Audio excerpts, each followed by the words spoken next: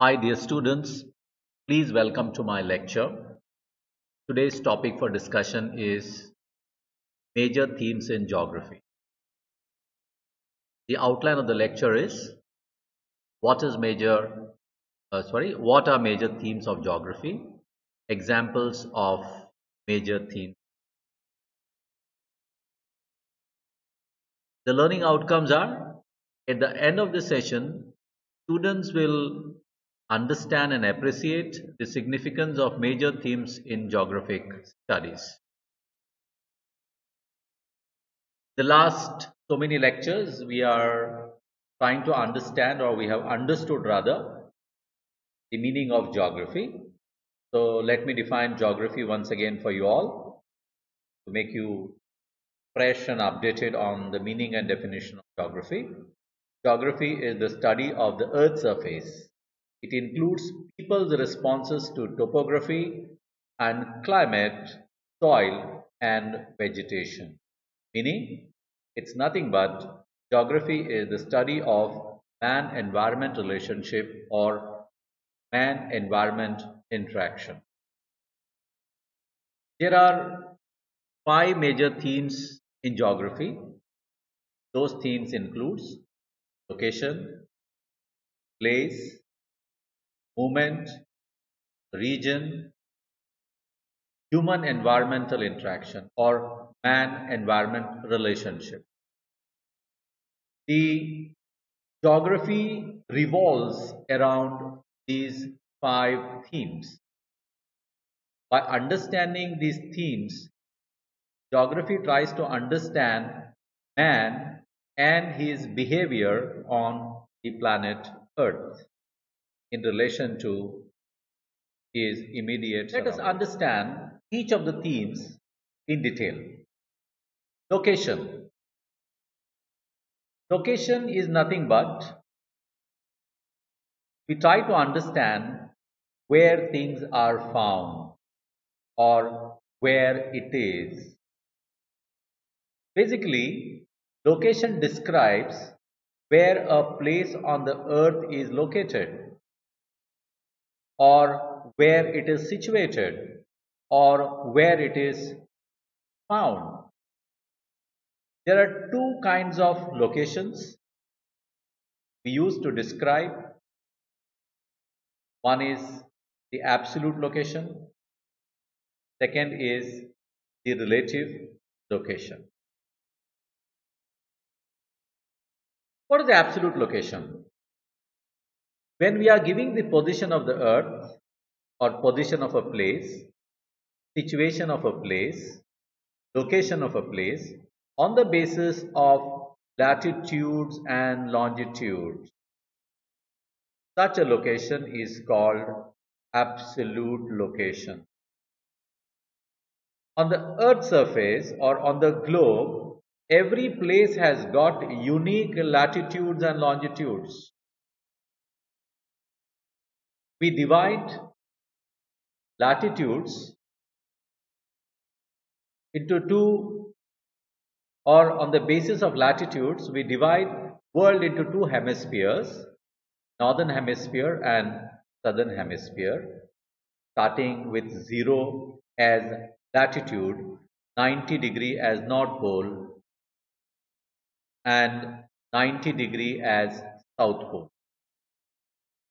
And in between 0° latitude to 90° latitude, you have about 90 horizontal lines of 1 degree each. Each one of these lines are called latitudes. Similarly, on the basis of longitude, we divide the entire globe into two parts or into two hemispheres, Western Hemisphere and Eastern Hemisphere. So there are 360 longitudes. The 0° longitude, which is called the central meridian, falls right at the center of the globe. It passes through a place called Greenwich near London. So that is a 0° longitude. So from there, we have 180 degree on the east and 180 degree on the west. So western part is called western hemisphere and eastern side is called as the eastern hemisphere. So whenever we give the location of a place with the help of latitudes and longitudes, it is called absolute location. Absolute means its exact location. For example, India lies between 8 degrees and 4 minutes to 37 degrees 7 minutes north of latitude, north of equator. And similarly, it lies between 68 degrees 7 minutes to 97 degrees 25 minutes east longitude. So this particular framing of India can be called as absolute location. Similarly, every place will have its own latitudes and longitudes. Like how in a computer system, duplication of files is not possible. Similarly, on the earth, duplication of latitude and longitude is also not possible because each place is unique and each place will have its latitudes and longitude. So this is all about the absolute location. So moving next, relative location. The relative location of a place is given on the basis of relation to other places. We use directions, we use landmarks, we use distances from other places, and then we give our locations.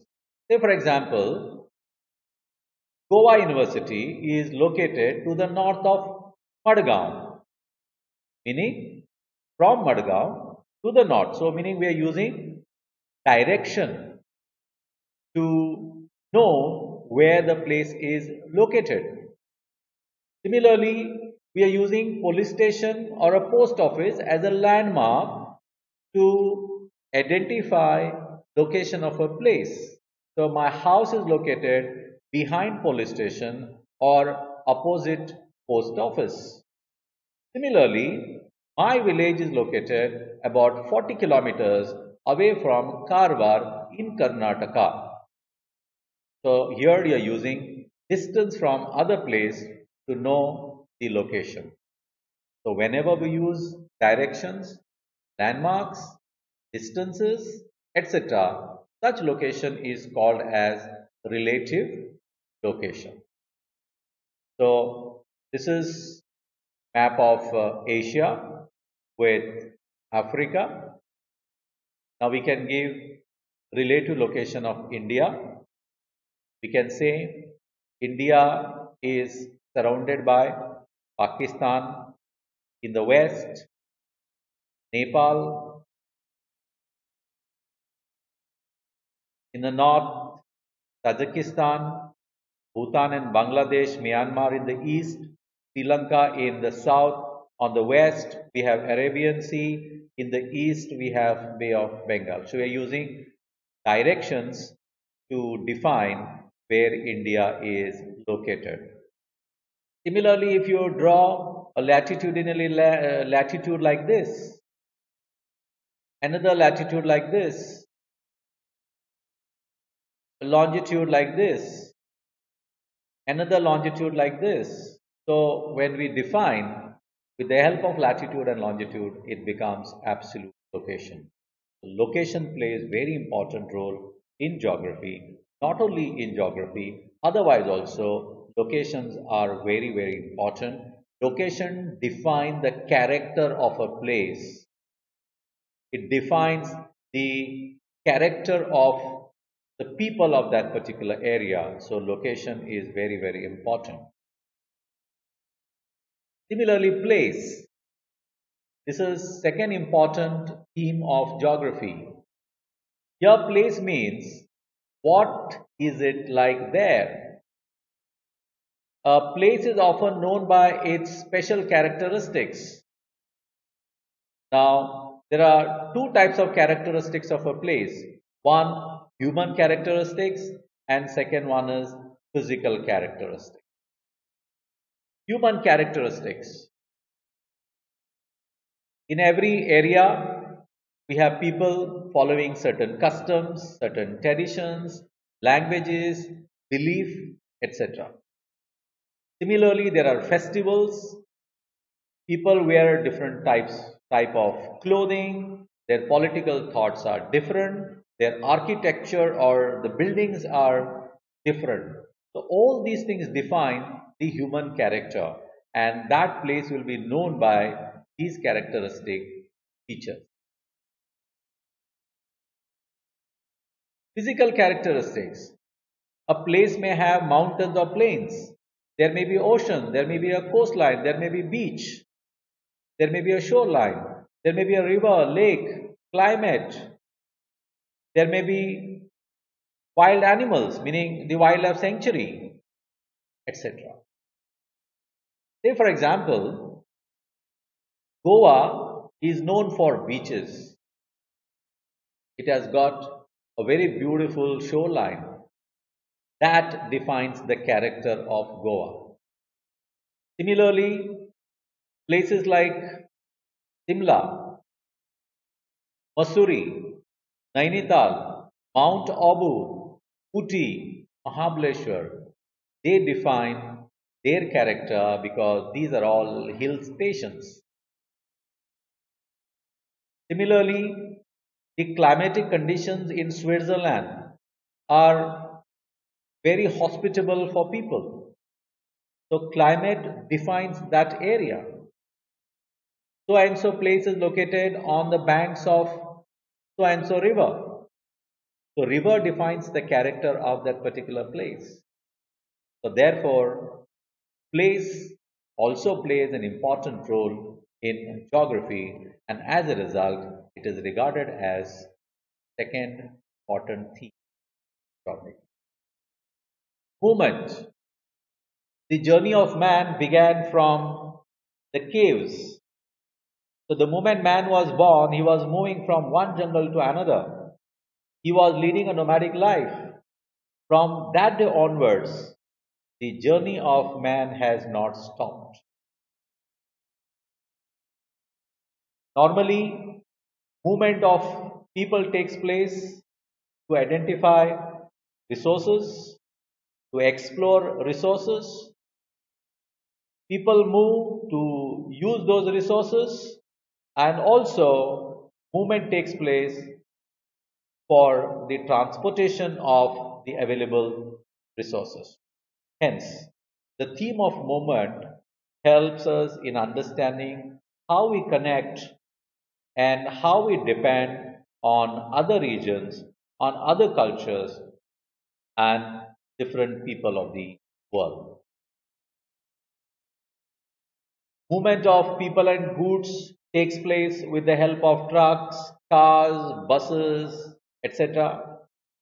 We also have movement taking place through the planes, the trains, the boats.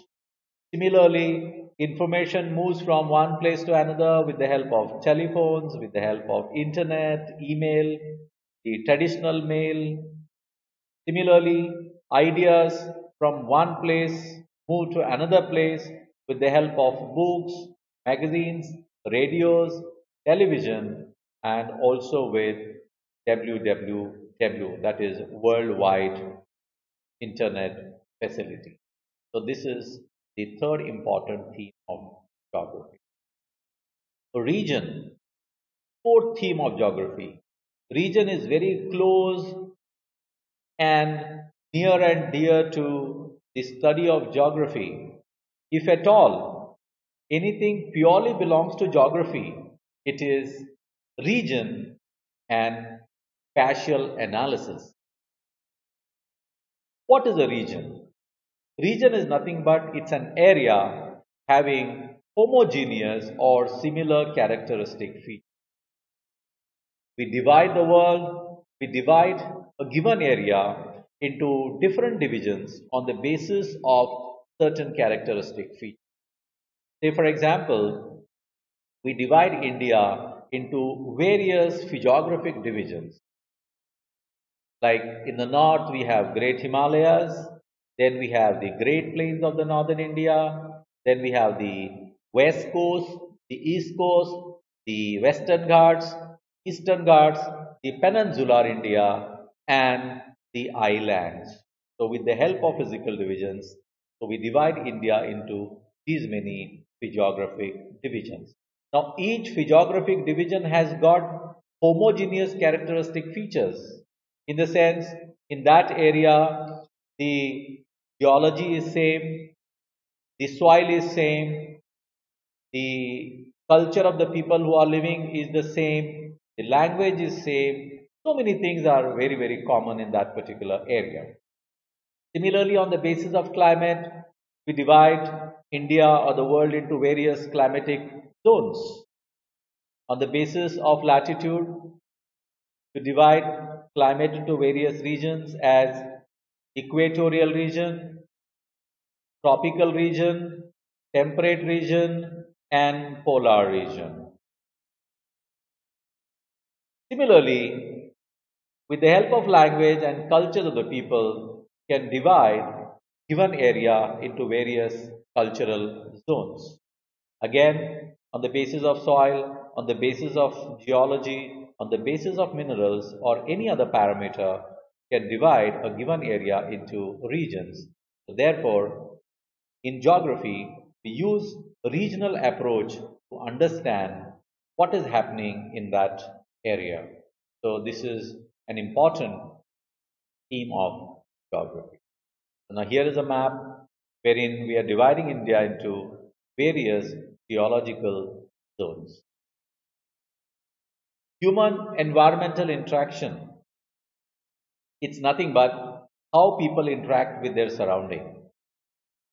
We know human beings depend on environment, food, clothing, and shelter. Three basic necessities of man. They come from environment. Man uses these environment. He has capacity to modify environment. Not only he uses environment, he also has capacity to modify environment. Say for example, deserts once upon a time were considered as wastelands. But today, with the help of technology, with the help of knowledge that he has acquired from environment, man is able to convert deserts into smiling gardens. Meaning, man has the capacity to modify environment. Similarly, man can adapt to any environmental condition. We can find Eskimos in most difficult environmental conditions. People are living in deserts. Conditions are very harsh there, but still people are living. People are living where there is a scarcity of water. People are living and they have adopted to all kinds of environmental conditions. When man and environment come together, when both interact, there are some positive impacts and there are some negative impacts. So this is what we understand uh, in a major theme known as man-environmental interaction. With the help of 5 themes, geographers understand how the world works and what people can do to make this world a better place to live. Thank you very much.